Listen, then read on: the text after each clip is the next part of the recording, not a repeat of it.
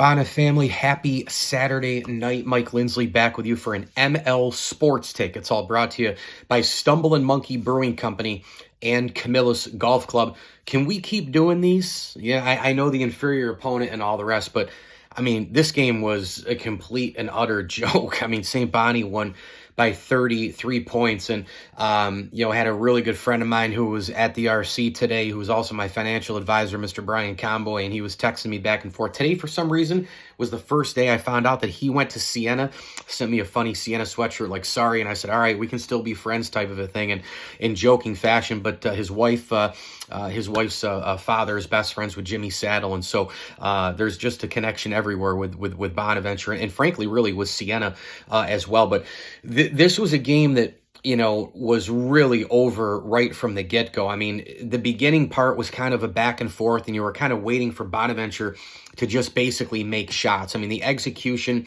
the ball movement, the fluidity to St. Bonnie's offensive game, and then you kind of knew, okay, it's got to be a matter of time before two guys probably explode for like 20-plus points again. And sure enough, it was Micah Adams-Woods with another unbelievable performance with 23 points. And then you had Venning, who, again, right now, when they dump it down to this guy, I just feel more confident than anything, that I've probably felt confident about since, God, I don't even know when, with a St. Bonaventure player, probably like the Ironman 2.0, right? With, late in games with maybe like Kyle Lofton having the ball or something like that.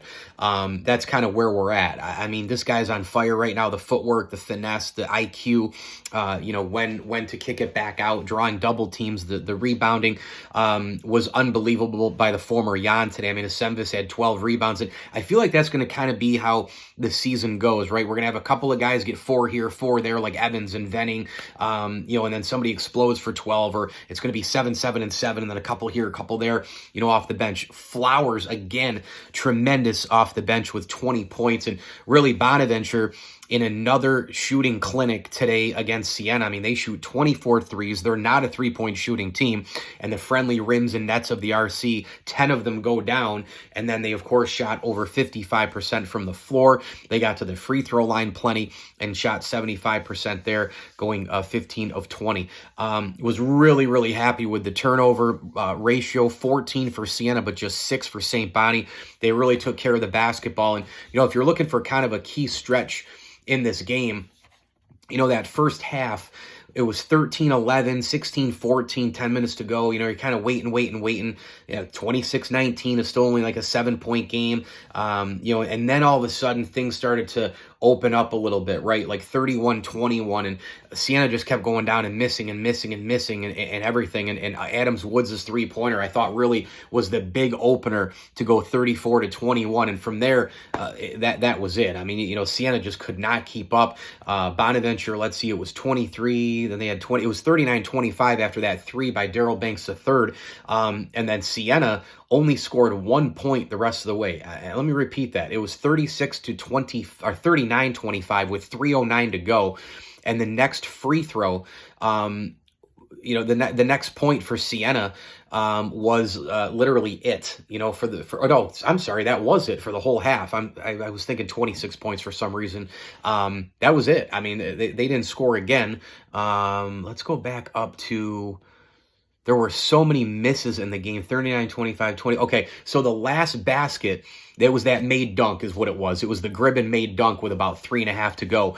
But Siena didn't score again. I mean, Bonaventure held them down in the final 3.5 minutes of the first half. And then obviously we know that they kept running away in the second half. So just a really, really, much needed win at home. And really one of the signs of a good team is, beating bad teams. Let's be honest. I mean, you have to beat bad teams. Where are we at with the Bills right now this season, right? The Bills are fighting for their playoff lives in a must-win tomorrow in Kansas City against Andy Reid and Patrick Mahomes in going up against a current probably dynasty, or at the very least a mini dynasty. They got a couple of rings, they got a couple of trophies in the case.